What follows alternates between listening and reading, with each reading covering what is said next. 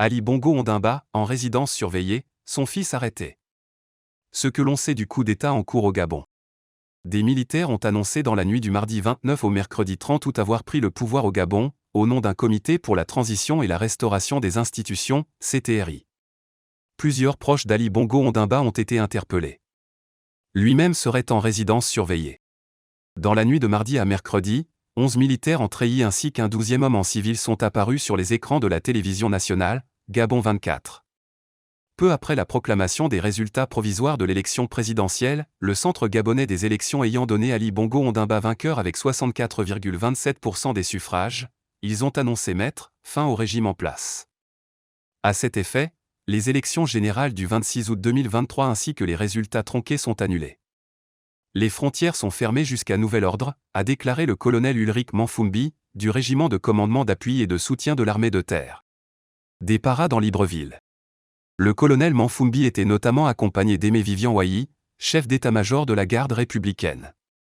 Celle-ci est commandée par le général Brice Clotaire Oligui Nguema, lequel ne s'est pas encore exprimé. L'annonce a été faite depuis les studios de Gabon 24, lesquels sont situés au sous-sol du palais du bord de mer, siège de la présidence gabonaise. Des éléments de l'armée, notamment des unités parachutistes, reconnaissables à leur béret rouge, ont été déployés dans Libreville, où des rassemblements spontanés avaient lieu ce mercredi matin, en soutien à la tentative de coup d'État. Des éléments de la garde républicaine, coiffés de leur béret vert, célébraient quant à eux les événements au sein même du palais présidentiel. Aux abords des locaux de leur régiment, ils scandaient « Oligui, président », laissant entendre que Brice Clotaire Oligui Nguema pourrait être en lien avec le coup de force du CTRI. Selon plusieurs sources, une prise de parole est attendue prochainement sur les ondes de la radio et à la télévision nationale. Les réseaux sociaux et Internet ont été partiellement rétablis. Sur son compte X, anciennement Twitter, le CTRI a annoncé avoir nommé à sa tête le général Brice Clotaire Oligui Nguema, commandant en chef de la garde républicaine. Ali Bongo Ondimba en résidence surveillée. Peu de temps avant, le colonel Manfumbi a repris la parole à la télévision nationale peu avant 11 h, heure de Libreville. Dans un court communiqué, il a affirmé que le président Ali Bongo Ondimba, dont certains disaient qu'il avait quitté le pays, se trouvait en résidence surveillée, entouré de ses médecins et de sa famille.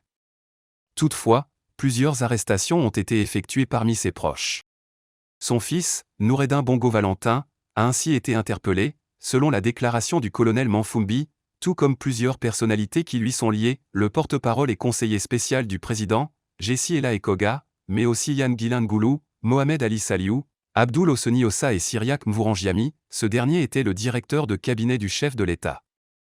Ils sont accusés de trahison envers les institutions de l'État, malversations financières internationales en bande organisée, falsification de signatures ou encore trafic de stupéfiants. Le CTRI a déclaré qu'une enquête allait être menée par les services compétents.